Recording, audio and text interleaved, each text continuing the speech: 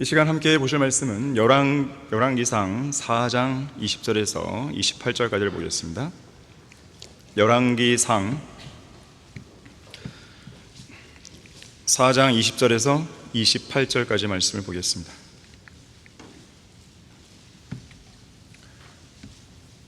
유다와 이스라엘이 많아 바닷가에 있는 많은 모래 같았으니 먹고 마시고 즐거워하더라. 솔로몬이 모든 왕국들을 다스렸으니 강에서부터 필리스탄들의 땅과 이집트의 경계까지더라. 그들이 예물들을 가져오며 솔로몬의 평생 동안 그를 섬기니라. 솔로몬의 하루 양식은 고운 가루 30마리요 굵은 가루가 60마리며 살찐 수소가 10이며 초장에서 온 소가 20이요 양이 100이며 그 외에 수사슴과 노루와 반점 있는 사슴과 살찐 새들이더라.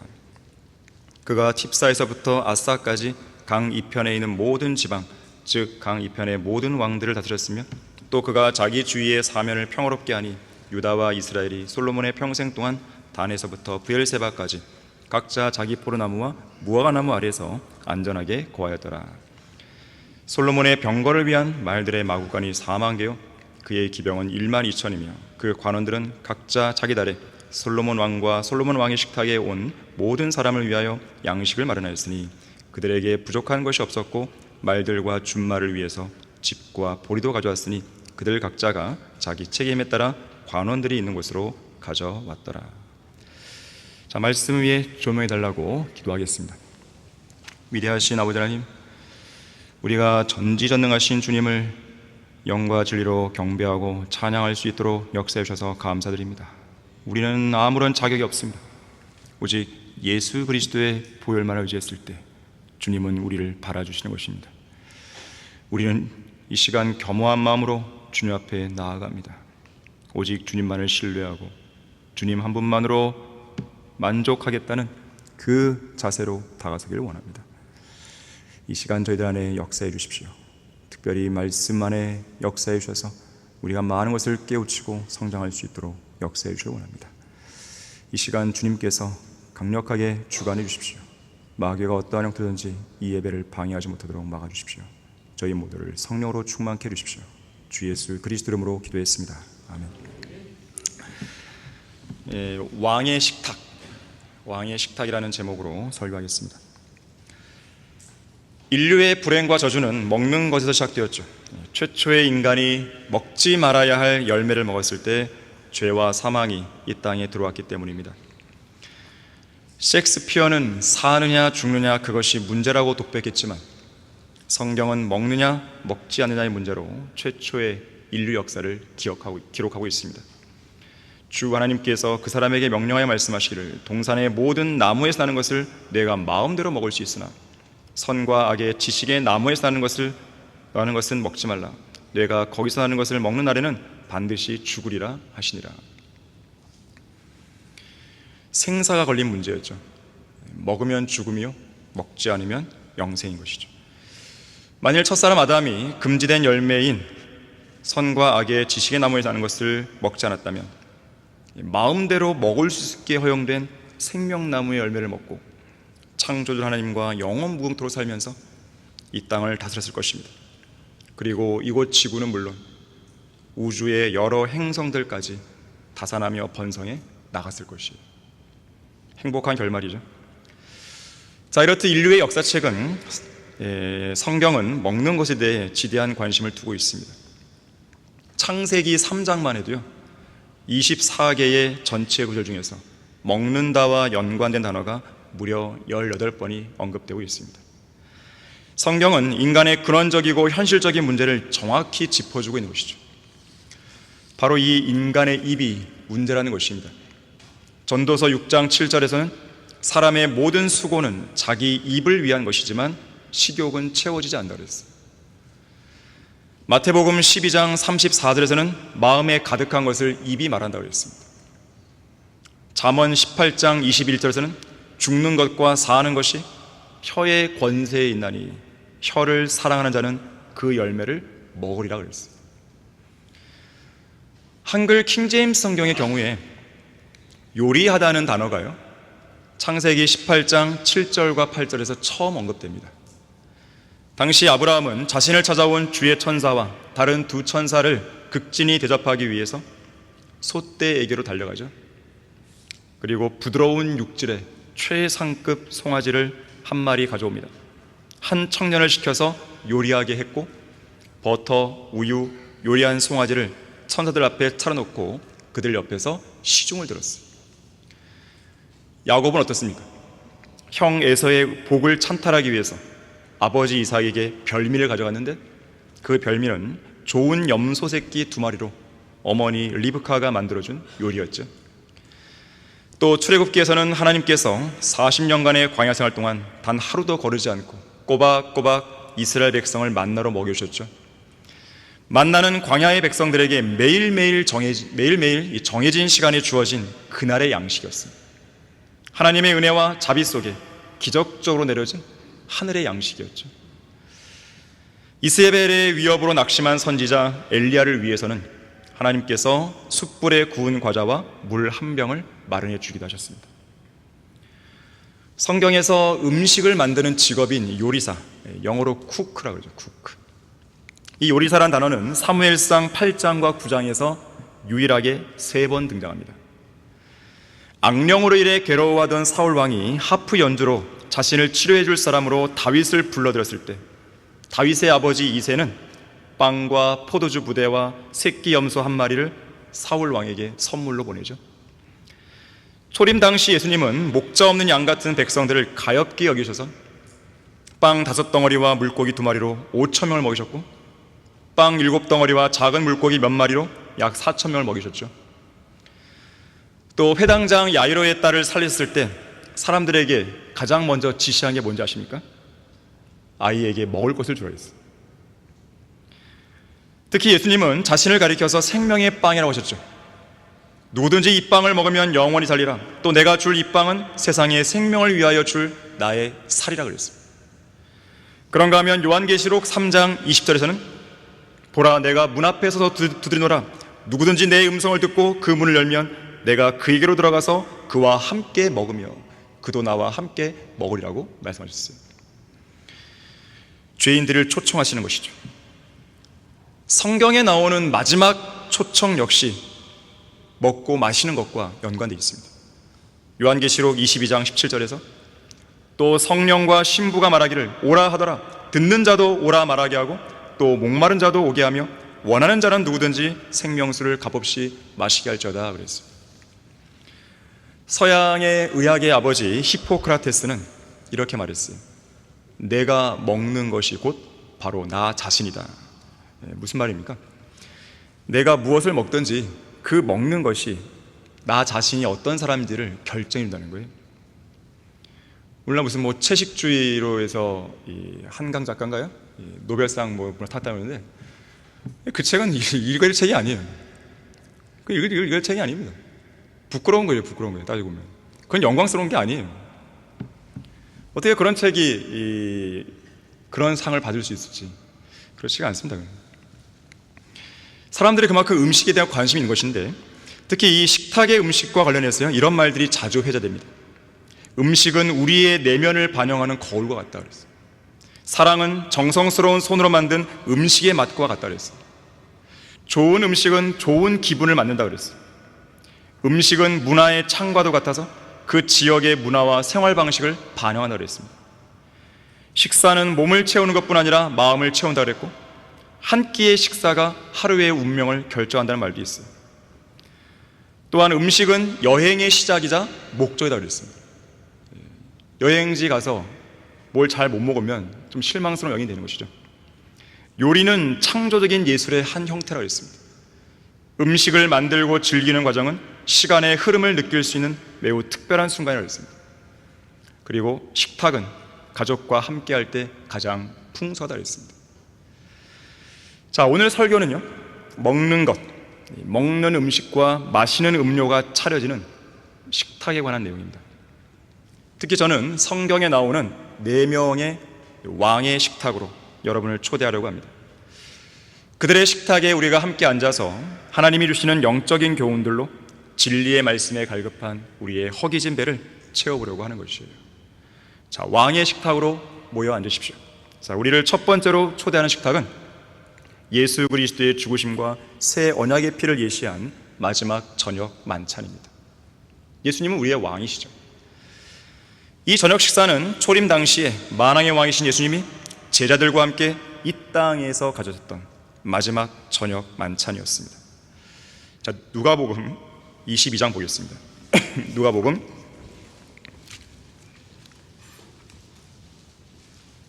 22장 19절 20절 말씀을 보겠습니다. 또 빵을 가지고 감사를 드린 후 떼어 그들에게 주며 말씀하시기를 이것이 너희를 위하여 주는 나의 몸이니 이것을 행하여 나를 기억하라고 하시고 저녁 식사 후에 잔도 이와 같이 말씀하시기를 이 잔은 나의 피로 된 새 언약이니 이는 너희를 위하여 흘리는 것이라. 그래서 오늘 우리는 기념한 거 아니겠어요?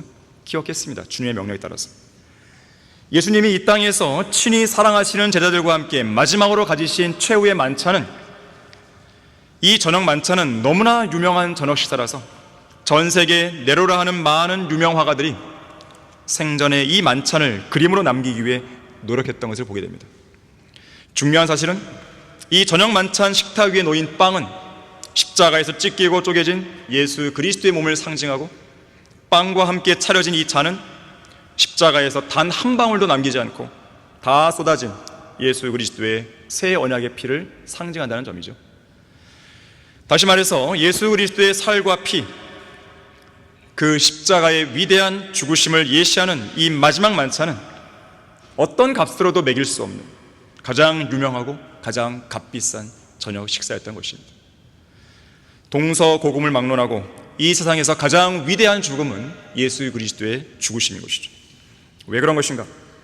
그것은 온 인류를 구원하기 위한 죽음이었기 때문에 그렇습니다. 죽음은 우리가 과거에 지었던 죄든지 현재 짓고 있는 죄든지 앞으로 짓게 될 미래의 죄든지 바로 그 예수 그리스도의 죽음이 모든 죄를 완전히 제거하고 용서하고 말끔히 씻어낸 것이죠. 가장 위대한 죽음이에요. 세상 죄를 제거하는 하나님의 어린 양이라고 분명히 주님은 말씀하시죠. 예수님의 죽으심이 있었기에 인류를 위한 구속은 단번에 영원히 그리고 온전히 이루어질 수 있었습니다. 예수님의 피는 단순한 동물의 피나 인간의 피가 아니라 하나님의 피였기 때문에 가능한 것이죠. 한편 이 마지막 저녁 식탁에는 예수 그리스도의 몸을 상징하는 실제 빵 외에도 생명의 빵이신 예수님께서 앉아 계셨습니다. 이 빵은 이 땅에서 재배하는 밀로 만든 빵이 아닙니다. 하늘에서 내려온 참된 빵이었죠. 하나님께서는 하늘의 곡식인 만나를 광야의 백성들에게 내려주셨듯이 이 생명의 빵과 그 빵을 만드는 하늘의 밀은 이 땅이 아니라 저 셋째 하늘에서 내려왔습니다.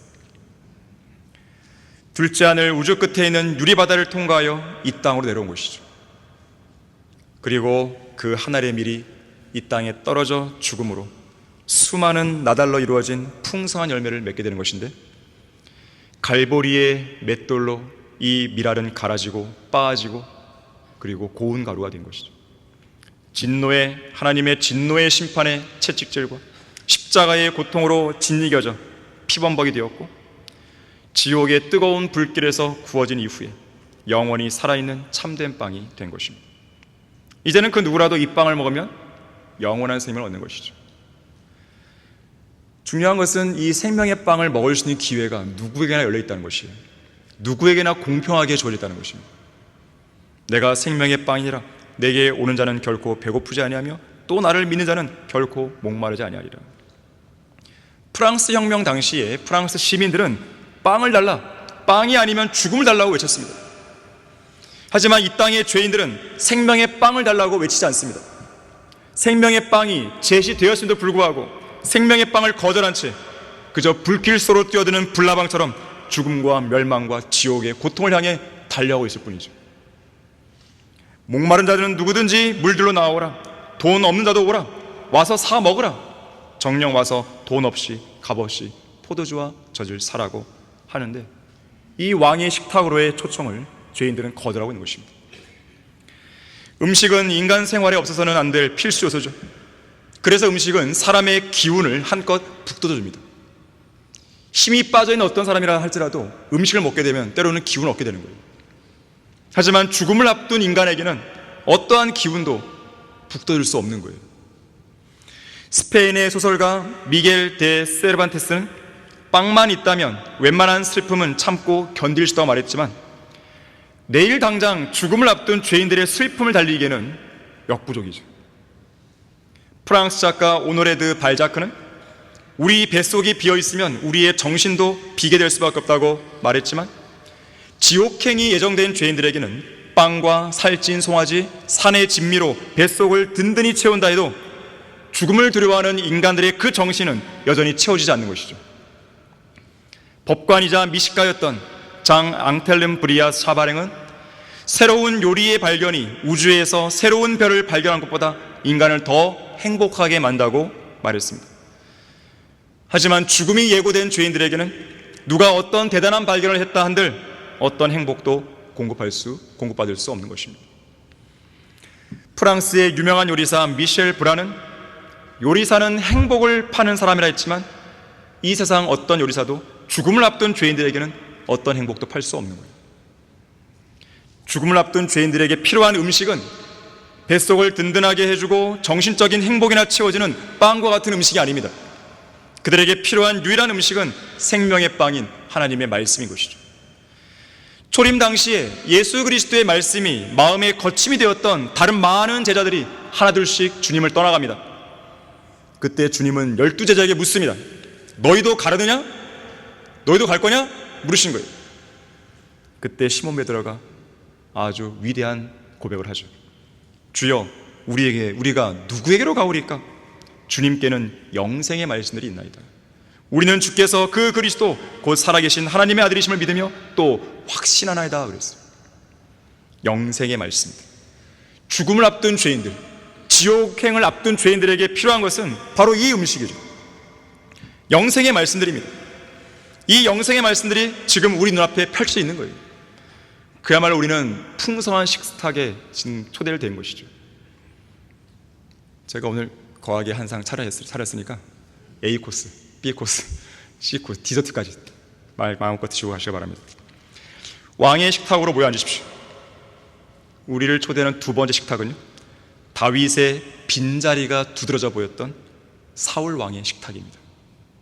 우리 다 같이 사무엘상 20장 5절을 보겠습니다.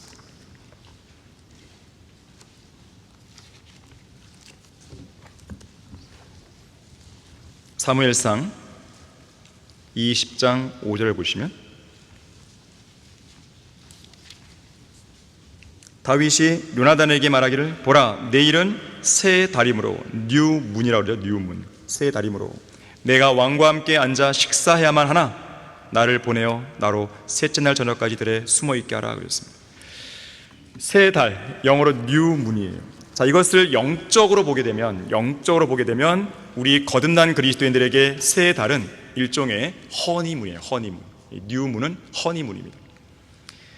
자, 방금 읽은 5절에서 다윗은 내일은 새 달이므로 내가 왕과 함께 앉아 식사해야만 하나 그랬어요. 자, 새 달에는 왕과 함께 앉아 식사해야 됩니다. 예수 그리스도께서는 이스라엘의 왕이자 만왕의 왕이시죠. 장차 이 땅에 세워질 천년 왕국에서 구원받은 이스라엘 백성과 구원받은 그리스도인들은 왕이신 예수 그리스도와 함께 이 땅에서 먹고 마시며 식사를 하게 될 것입니다. 이와 관련해서 예수님은 누가복음 22장 30절에서 말씀합니다. 너희가 나의 왕국에서 내 식탁에서 먹고 마시며 또 보좌에 앉아서 이스라엘의 12지파를 심판하게 하리라고 제자들에게 약속하신 거예요. 거듭난 그리스도인들은 지금 현 교회 시대에 예수 그리스도와 약혼 상태죠.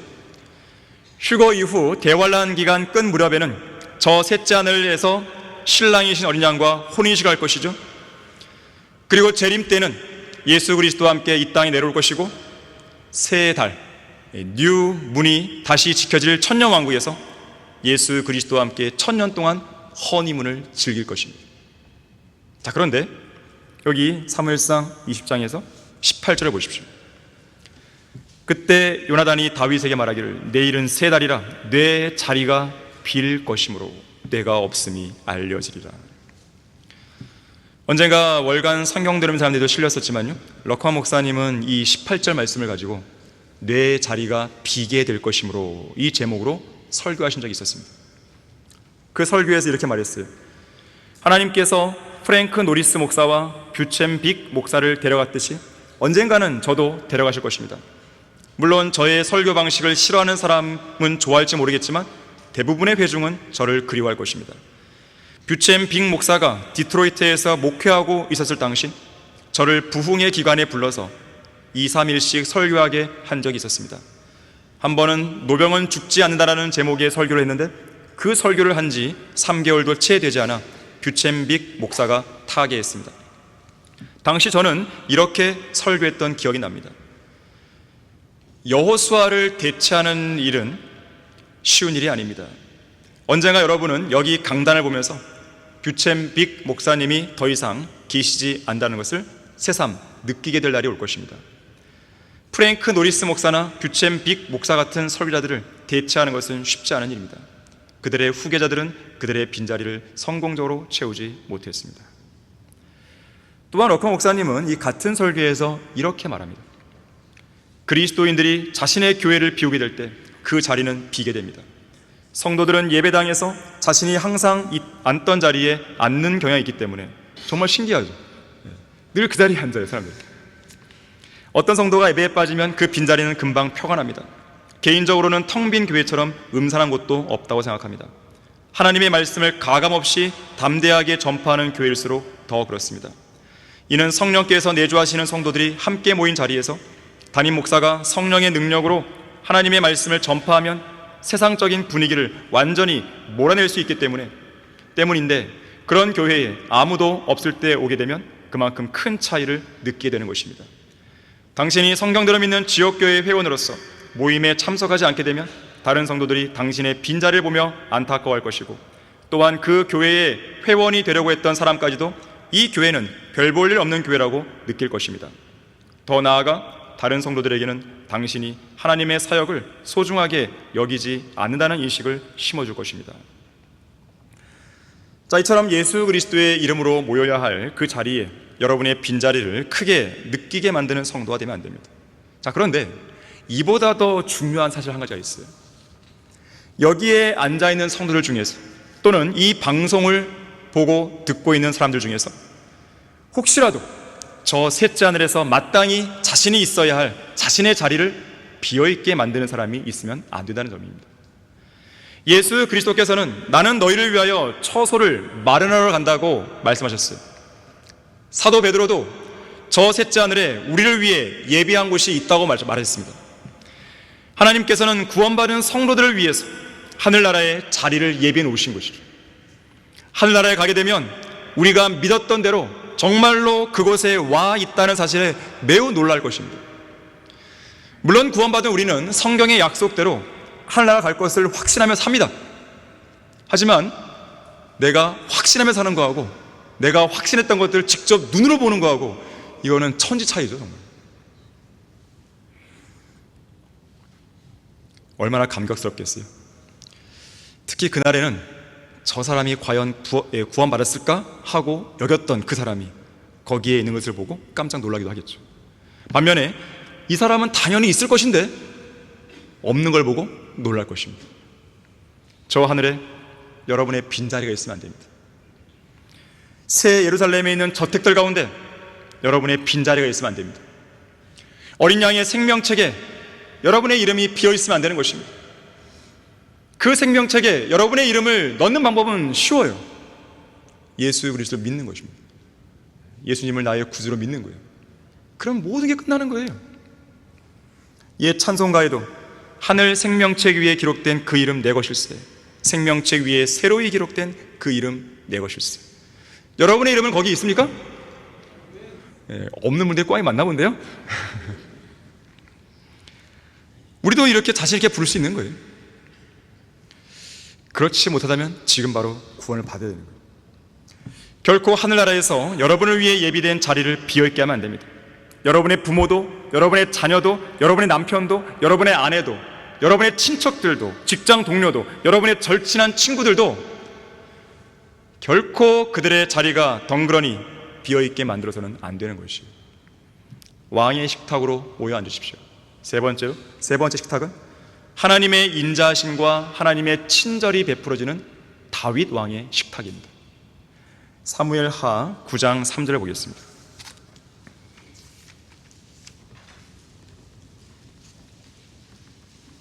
사무엘하 9장 3절입니다. 왕이 말하기를 사울의 집에 아직 남아있는 자가 없느냐? 내가 그에게 하나님의 인자하심을 베풀리라 하니 시바가 왕에게 말하기를 요나단에게 아직 한 아들이 있는데 그가 다리를 저나이다 하더라. 이제 사울 왕이 죽고 또 이 사울의 아들도 다 죽었잖아요. 요나단도 죽었죠. 그때 이제 요나단의 한 아들이 남아 있었는데 그 아들에 대한 이야기를 좀 하고 있는 것이에요. 이 미국 로스앤젤레스 이 근교에 있는 한 식당은 언제나 손님들로 북적된다고 하죠. 음식 맛이 매우 특별하다거나 값이 아주 저렴하기 때문이 아닙니다. 이 음식점의 최대 무기는 친절이에요. 친절. 특히 식당 입구에 손님은 왕이라는 문구가 적혀 있고요, 남자 화장실 문에는 왕, 여자 화장실 문에는 여왕이라는 팻말이 붙여 있습니다. 손님들은 그들을 위한 세심한 배려를 아끼지 않는 식당 주인의 이러한 친절에 무척 감동한 것이죠. 그리고 단골 고객이 된 겁니다. 그런 면에서 본다면 하나님은 구원받은 그리스도인들을 위해서 온 우주에서 가장 큰 친절을 베푸신 것이 됩니다. 왜 그렇습니까? 하나님은 우리를 왕같은 제사장으로 부르신 분, 또한 왕들과 제사장들로 삼아주신 것이죠. 이보다 더 크고 자비로운 친절이 어디 있겠어요? 그렇다면 여러분은 인자하신 하나님께서 베푸시는 이런 놀랍고 위대한 친절에 감동을 하고 있습니까? 한글 킹제임스 성경에서 인자하심이라는 것은 영어로 kindness로 되어 있어요. kindness, 일종의 친절이죠. 마음이 너그럽고 착하고 선하며 자애를 베풀고 정이 깊은 사랑이에요. 하나님의 인자하심이죠. 하나님의 인자하심은 하나님의 선하심과 신실하심, 자비와 긍휼하심을 모두 포괄하는 언약과 맹세를 지키는 사랑입니다. 그분의 백성을 향해 베푸시는 특별한 호의요, 특별한 애정에 따른 친절인 것이죠. 자, 방금 우리가 읽은 9절에 나오는 이 다윗은 요나단과 맺은 언약에 따라서 요나단의 아들 다리를 절고 있는 이 무피보셋에게 하나님의 인자하심을 베풀려고 하는 것이에요. 자, 거기 7절 보시면, 그러다 다윗이 그에게 말하기를 두려워 말라. 내가 네 아버지 요나단을 인하여 너에게 반드시 친절을 베풀 것이며 내가 네 조부 사울의 모든 땅을 네게 돌려줄 것이니라. 또 네가 계속해서 내 식탁에서 빵을 먹을지니라 하니. 왕의 식탁이죠. 다윗의 식탁입니다. 10절도 무피보셋은 항상 내 식탁에서 음식을 먹을 것이니라. 11절도 또 반복됩니다. 그가 왕자 중 하나처럼 내 식탁에서 먹으리라. 13절도 무피보셋이 예루살렘에 거하였고 그가 계속해서 왕의 식탁에서 먹었으며. 자, 무피보셋은 비록 다윗의 원수의 후손이었지만 다윗의 아들처럼 왕족의 일원으로 왕의 식탁에서 먹는 큰 영예와 복을 누린 것이죠. 여러분은 누가복음 15장에 나오는 탕자의 비유를 기억하십니까? 방탕한 삶을 살면서 모든 재산을 탕진했던 작은 아들이 아버지께로 돌아갔을 때 나는 더 이상 아버지의 아들이라고 할 만한 자격이 없는 존재입니다. 그저 품꾼의 하나로 저를 삼아주십시오 라고 말하려고 했지만 그 작은 아들이 돌아오기만을 오매불망 기다렸던 아버지는 그 아들을 보자마자 가엾게 여긴 나머지 두 팔로 안아주고 당장 가장 좋은 옷을 입혀주죠. 하나님께서는 더러운 걸레 같은 인간의 의를 벗기시고 온 우주에서 가장 좋은 옷인 예수 그리스도의 의로 우리를 옷 입혀주신 것이죠. 향후의 휴거 때는 어떤 죄도 지을 수 없는 죄와 사망의 법에서 완전히 해방되고 구속되는 영원한 자유의 몸, 정말로 가장 좋은 옷으로 우리를 옷 입혀주실 것입니다. 또한 손에는 가락지를 끼워주셨죠. 방탕한 삶을 살다가 회개하고 돌아온 아들에게 아들이란 지위를 다시 회복시켜 주시는 모습입니다. 과거에 불순종의 자녀요 진노의 자녀였던 죄인들인 우리를 하나님은 양자로 삼아주셨죠. 또한 탕자의 발에 신을 신겼습니다. 그리스도 안에 있는 새로운 피조물로서 완전히 변화된 새로운 삶을 살고 하나님 아버지의 명령을 행동으로 옮기라는 의미죠. 특히 우리 발에는 화평의 복음을 준비한 것으로 신을 신고 있는 것이죠. 또한 아버지는 그 아들에게 아들의 배를 살찐 송아지로 먹게 해서 채우게 했습니다. 이제는 더 이상 세상의 쓰레기가 아니라, 종교 쓰레기가 아니라 제대로 된 영적 양식을 먹을 수 있게 해준 것입니다. 주님과의 풍성하고 신선한 교제와 영적인 복들을 회개하고 돌아온 성도에게 부으시는 거예요. 마지막으로 이 탕자에게 먹고 즐길 수 있게 해줬습니다. 이것은 회개한 죄인에 대해서 하나님 아버지께서 기뻐하시는 모습을 보여줍니다. 죄인 하나가 회개할 때 하나님께서는 무척 기뻐하시고 즐거워하시는 것. 자, 이처럼 본문의 무피보셋도 그런 특권과 복을 향유한 것입니다. 무피보셋은 요나단 때문에 그가 잃었던 것보다 다윗을 통해서 훨씬 더 많은 것을 얻은 거예요. 그리스도인들도 예수 그리스도를 통해서 아담 안에서 잃었던 것보다 훨씬 더 많은 것을 얻게 된 것이죠. 죄가 넘치는 곳에는 은혜가 더욱 넘친다 그랬습니다. 왕의 식탁 아래에서 무피보셋의 절름거리는 발은 더 이상 눈에 띄지 않습니다.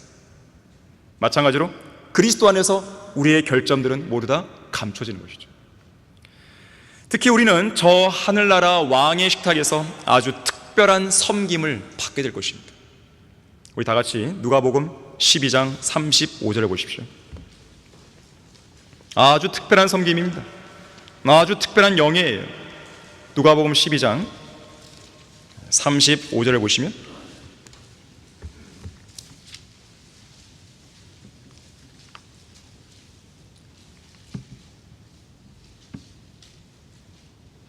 너희 허리에 띠를 두르고 너희 등불을 밝히고 있으라. 그러면 너희는 주인을 기다리는 사람과 같으니 주인이 혼인잔치에서 돌아올 때 그가 와서 문을 두드리면 그들은 즉시 열어주리라.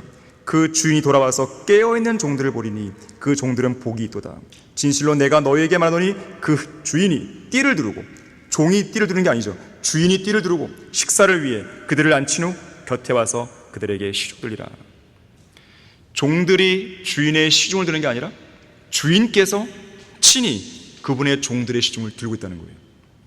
자, 이 구절 안에는 우리 그리스도인들을 위해서 영적으로 적용할 수 있는 놀라운 진리 하나가 있는 것이죠.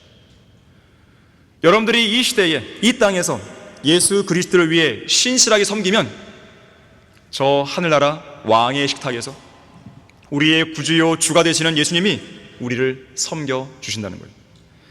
마치 초림 당시에 예수님께서 수건을 두르시고 제자들의 발을 씻겨 주신 것처럼 하늘나라 어린 양의 혼인식이 끝난 이후 혼인 잔치에서도 친히 띠를 두르시고 식사를 위해 우리를 왕의 식탁에 앉히신 후 우리 곁에 오셔서 왕자 중 하나처럼 우리를 보시며 시중을 드시는 거예요. 왕자인 누구누구요? 음식을 주문하겠습니까? 스테이크는 어떻게 구워드릴까요? 레어로? 미디엄으로? 웰던으로? 선택하시죠. 음료는 뭘로 할까요? 하늘나라 생명수? 새 포도주? 네, 탁월한 선택입니다. 또 다른 필요한 것은 없나요? 조금만 기다리면 갖다 주겠습니다. 이런 사실과 관련해서 럭커 목사님이 이렇게 말합니다. 성도들이요, 대부분의 그리스도인들이 식사를 하기도 전에 디저트를 원하지만 그것은 그다지 좋은 모습이 아니다. 왜냐하면 면류관 이전에 십자가가 있기 때문이다. 먼저는 주님과 함께 고난받는 것이고 그 다음은 주님과 함께 통치하는 것이다. 어린 양의 혼인식 만찬, 왕의 식탁에서 어딘가 구석에 처박혀 빵 한 조각과 물 한 컵만 먹고 있기를 원하지 않다면 지금 이 땅에서 기회가 있을 동안에 우리의 구주이신 예수 그리스도를 위해 신실하게 일하고 주님을 바쁘게 섬기는 편이 더 낫다 그랬어요. 저는 분명히 얘기했습니다. 어디 구석에 있는 성도가 없길 바랍니다. 여기는 왕의 식탁으로 모여 앉으십시오. 우리를 초대하는 마지막 네 번째 식탁은 바로 오늘 설교 본문에서요, 우리가 귀로 듣고 우리가 책으로 읽은 것보다 더 깜짝 놀라게 만드는 솔로몬 왕의 식탁입니다. 어떤 통계를 보니까요, 한 사람이 70년 산다고 가정할 때 일평생 먹는 음식이 3톤 트럭으로 약 9대 분량이라고 그래요. 그러니까 27톤 정도를 먹는 거예요. 저는 그렇게 많이 안 먹는 것 같은데. 보건복지부 보고에 따르면 전 국민 1인당 평균 하루 음식 총 섭취량은 약 1048g. 70년 동안 하루 3끼 꼬박꼬박 먹을 경우에 평생에 76,650끼를 먹게 되죠. 이거를 시간으로 보게 되면 한 끼를 먹는데 여유 있게 잡아서 40분씩 잡으면 하루에 120분이죠. 3끼니까. 70년이면 300만 분. 시간으로 보면 5만 1000시간. 날수로 보면 2129일. 연수로 보면 5.8년. 5.8년 동안 밥만 먹는 거예요. 밥 먹는 시간만 5.8년이고요. 그 외에 커피도 마시죠. 차도 마시죠. 간식도 먹죠. 그럼 훨씬 더 많아져요. 인생에서 또한 그러한 음식을 먹기 위해서 어떤 사람은 요리도 배우고 또 요리를 하잖아요. 그런 시간을 다 포함하게 되면 우리 인생의 3분의 2가 먹는 것과 연관된 시간들입니다. 특히 사람들은 장수와 건강을 위해서라면 무엇이든 먹죠. 세계에서 가장 오래 살았던 사람 중 하나인 영국의 토마스 파라는 농부가 있었습니다. 이 사람은 평생 농부로 살았는데요, 130세가 되었을 때도 직접 자기 힘으로 보리를 탈곡할 수 있을 정도로 건강했다고 그래요. 그런데 당시의 영국 황제가 너무나 신기해서 이 사람을 초청합니다. 토마스 파를 초청해서 좋은 음식으로 대접했어요. 그럼 농부는 그 다음날 죽게 됩니다. 자, 그런데 오늘 본문 22절, 23절 보게 되면 솔로몬의 하루 양식을 보세요. 고운 가루 30말, 굵은 가루 60말, 살찐 수소가 10, 초장에서 온 소가 20, 양이 100, 그 외 수사슴과 노루와 반점 있는 사슴과 살찐 새들이. 하루 양식이에요, 하루 양식. 물론 솔로몬 혼자서 이걸 다 먹은 건 아니죠. 솔로몬의 신하들과 솔로몬 왕의 식탁에 앉아서 함께 먹었던 분량이죠. 그렇다 하더라도 어마어마한 분량이죠, 이거. 자, 이런 왕의 식탁에 차려진 음식 때문에 정신을 잃어버릴 정도로 깜짝 놀란 사람이 있었습니다. 그것이 바로 시바 여왕이었어요. 자, 거기 열왕기상 10장 1절 보세요. 시바 여왕이 주의 이름에 관한 솔로몬의 명성을 듣고 어려운 질문들을 가지고 그를 시험하러 오니라. 자, 왔죠? 거기 4절 보십시오. 시바 여왕이 솔로몬의 모든 지혜와 그가 건축한 전과 그의 식탁의 음식과 신하들이 앉은 것과 그의 관료들이 도열한 것과 그들의 의상과 그의 잔 바쳐든 자들과 솔로몬이 주의 전으로 올라가는 계단을 보자 그녀 안에 더 이상 정신이 없는지라. 그녀가 왕에게 말하기를 내가 내 나라에서 당신의 행적과 당신의 지혜를 들은 것이 진실된 보고였나이다. 내가 와서 내 눈으로 그것을 보기까지는 그 말을 믿지 아니하였으나 보소서 내가 들은 것은 절반도 되지 아니하니 당신의 지혜와 번영이 내가 들은 명성을 능가하나이다. 항상 당신 앞에 서서 당신의 지혜를 듣는 당신의 사람들은 복되며 당신의 이 종들이 복되나이다. 당신을 기뻐하사 이스라엘의 보좌에 당신을 세우신 주 당신 하나님을 송축하리로다. 이는 주께서 이스라엘을 영원히 사랑하심으로 당신을 왕으로 삼아 공의와 정의를 행하게 하셨음이니이다 하고 왕에게 금 120달란트와 심이 많은 양의 향료와 보석들을 주었으니 시바 여왕이 솔로몬 왕에게 바친 것만큼 많은 향료가 더 이상 오지 아니하였더라. 자, 이 장면은요, 천년 왕국의 예고편입니다. 이 땅에 재림하시는 예수 그리스도께서 유대 땅 예루살렘의 다윗의 보좌에 앉아 만왕의 왕이요 만주의 주로서 온 세상을 다스리실 때 이방의 모든 민족들은 예수 그리스도 앞으로 나와 경배를 드리면서 이 왕국의 위대함에 깜짝 놀라는 거예요. 그리고 시바 여왕이 했던 그 고백을 하게 될 것입니다. 자, 그런가 하면 우리는 이 시바 여왕의 고백 속에서 우리 그리스도인들에게 영적으로 적용할 수 있는 진리 하나를 발견합니다. 우리가 저 하늘나라 새 예루살렘에 들어갔을 때 우리 역시 시바 여왕처럼 깜짝 놀라서 6절과 7절 말씀처럼 이렇게 고백하게 될 것이요. 오 복되시고 유일하신 통치자시오 만왕의 왕 만주해 주시며 불멸하시며 어떤 사람도 접근할 수 없는 빛 가운데 거하시는 만군의 주 하나님이여, 주님께 영원한 존귀와 능력이 있기를 원합니다. 제가 휴거되어 이곳으로 끌려 올라오기 직전까지 있었던 저 지구에서 제가 성경 말씀을 통해 읽고 듣고 묵상하고 공부하고 믿었던 주님의 위대한 행적과 역사와 주님의 지혜가 모두 진실된 것이었나이다.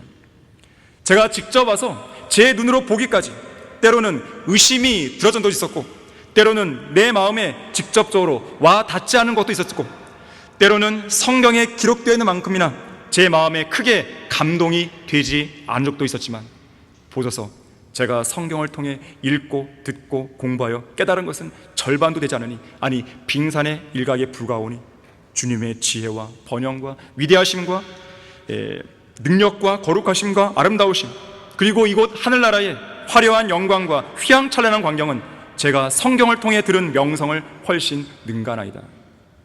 하늘나라의 영원한 생명과 영원한 임재, 영원한 거룩함, 영원한 기쁨, 영원한 영광, 영원한 찬양, 영원한 쉼, 영원한 통치, 완전한 지식, 완전한 교제를 보십시오. 제가 믿긴 믿었지만 지금 제가 이 눈으로 보고 있는 것은 제가 믿은 것을 훨씬 능가합니다. 절대로 쇠하거나 약해지지 않는 몸을 입고 더 이상 머리털도 빠지지 않으며 이빨도 빠지지 않고 안경도 필요 없으며 더 이상의 약도 필요 없는 곳, 결코 피곤하지도 않고 지루하지도 않으며 위궤양, 당뇨병, 고혈압, 신경통, 독감, 알레르기, 자가 면역성 질환, 위암, 췌장암, 기타 그 어떤 질병도 걱정할 필요가 없는 바로 이곳에서, 영안실도 없고 관도 없고 장례식도 없고 장지도 없고 공동묘도 없는 바로 이곳에서 제가 영원히 살게 되다니요. 그리고 넓은 마당, 정원, 연못 등이 딸린 3m 높이의 단층 건물 286평의 대저택을 보십시오. 저 대저택이 정말 제게 맞습니까? 공원들, 호수들, 광장들, 하나님의 보좌, 생명수의 강, 생명나무가 있는 큰 숲을 보십시오. 정말이지 제가 정신이 없나이다. 항상 주님 앞에 서서 주님의 지혜를 듣는 저는 너무나 복된 사람이었습니다. 이 모든 복을 허락하신 주 하나님께만 모든 영광과 찬양과 감사와 존귀를 돌리겠나이다. 결론을 맺겠습니다. 오늘 주의 만찬에 참여할 자격을 갖춘 성도는, 다시 말해서 생명의 빵이신 예수 그리스도의 피를 구속받은 성도는 오늘 설교에서 언급한 이 모든 왕의 식탁에 참여할 자격을 갖게 되는 것이죠. 저 하늘나라 왕의 식탁에서 자신의 빈자리를 남기는 것이 아니라 당당히 왕의 식탁의 자리에 앉게 되고, 바로 그 왕의 식탁에서 하나님의 인자하심과 친절을 받게 되며, 또한 영광스러운 왕의 식탁에서 풍성한 만찬을 즐기며 그 영예를 누리게 될 것이에요. 우리는 이제 곧 있을 새 예루살렘으로의 이사를 앞두고 있습니다. 이번 이사는 구속받은 몸만 입고 들어가면 되는 것이에요. 모든 이삿짐을 다 놓고 가는 이사인 것입니다. 예수님은 우리에게 분명하게 약속하셨습니다. 나의 아버지 집에는 많은 저택들이 있느니라. 나는 너희를 위하여 처소를 마련하러 가노라. 내가 가서 너희를 위하여 처소를 마련하면 다시 와서 너희를 내게로 영접하여 내가 있는 그곳에서 너희도 있게 하리라. 우리는 이 말씀을 믿는 사람들이에요. 자, 우리는 하늘의 본향에서 매일같이 마련되는 왕의 식탁에서 왕의 만찬을 즐기며 마음껏 기뻐하고 즐거워할 것입니다. 저주는 없고 오직 영광과 복만이 가득한 곳에서 죽음을 모르는 생명을 영원히 누릴 것입니다. 어두움은 없고 오직 빛만 비치는 그런 세상에서 항상 힘이 넘치고 찬양과 감사가 끊이지 않는 그 영광을 만끽할 것입니다. 우리는 그곳에서 황금길을 걸을 것이죠. 죄를 짓고 싶은 마음도 안 듭니다. 이 땅에서는 사람들이 황금 때문에 싸우고 돈 때문에 다투지만 새 예루살렘에서는 우리가 황금길을 걷는 거예요. 우리는 그곳에서 진주로 된 성문을 마음대로 들락거립니다. 이 땅에서는 진주 목걸이 하나 때문에 전전긍긍하지만 새 예루살렘에서는 교회 건물 저 문 정도가 아니라 성문 하나가 통째로 진주로 되어 있는 것이죠. 진주 좋아하시면 거기서 얼굴을 비벼대세요. 그냥 붙들고 있어요. 아무도 뭐라고 안 그럽니다. 사글세든 전세든 종부세든 토지세든 세금 문제로 고심할 필요 없습니다. 그래서는 이 세상에서 미련이 없어요. 빨리 곳에 가고 싶을 뿐이죠. 저는 휴가가 지금 당장 이러면 좋겠습니다. 지긋지긋한 거예요. 이 세상은 갈등도 많고 해결할 문제도 많고 지긋지긋한 거예요. 이기적인 사람도 많고 희생할 줄 모르고 지긋지긋한 거죠. 지금이 아니라면 오늘 밤에 일어나야 됩니다. 오늘 밤이 아니라면 내일 아침에 눈을 뜨자마자 휴거가 돼야 됩니다. 그러옵니다. 주 예수의 오시옵소서. 이것이 성경의 제일 마지막 기도 아니겠습니까? 나 사는 집 심히 누추하고 은이나 금 거의 없어도 나는 만족하리. 구속받은 자들 환하게 빛날 저 도성에서 은으로 둘러싸인 황금집을 바라보기 때문이라네. 늙음이 없는 찬란한 그 땅, 저 높은 언덕 위에 나를 위한 아름다운 저택 하나가 마련되어 있다네. 언젠가 그곳에 가면 다시는 방황하지 않고 순금으로 된 도성의 거리들 위를 거닐게 되리라. 오늘의 이 설교가 여러분 모두에게 소망과 큰 위로가 되길 바라겠습니다. 자, 기도하겠습니다. 고마우신 아버지 하나님, 다시 한번 저희들에게 말씀을 통해 이 위대한 복된 소망을 마음속에 다시 한번 새길 수 있게 해주셔서 감사드립니다. 저희들은 주님이 지금 오시면 좋겠습니다. 저희들은 이 세상에 미련이 없습니다. 이 세상은 죄로 가득 차 있고 육신적인 것, 육신의 정욕, 안목의 정욕, 생의 사랑으로 가득 차 있는 것입니다. 이 땅은 소망이 없습니다. 이 땅은 희망이 없습니다. 우리의 간절한 바람은 어서 빨리 주님이 오셔서 저 하늘로 우리를 인도하시는 것입니다. 오늘 설교를 들은 우리 성도들이 어떠한 어려움 가운데 놓여 있는지 저는 잘 모르지만 주님은 다 아시오니 오늘 말씀을 통해 강력한 위로를 전해주시길 간구를 드립니다. 주 예수 그리스도 이름으로 기도했습니다.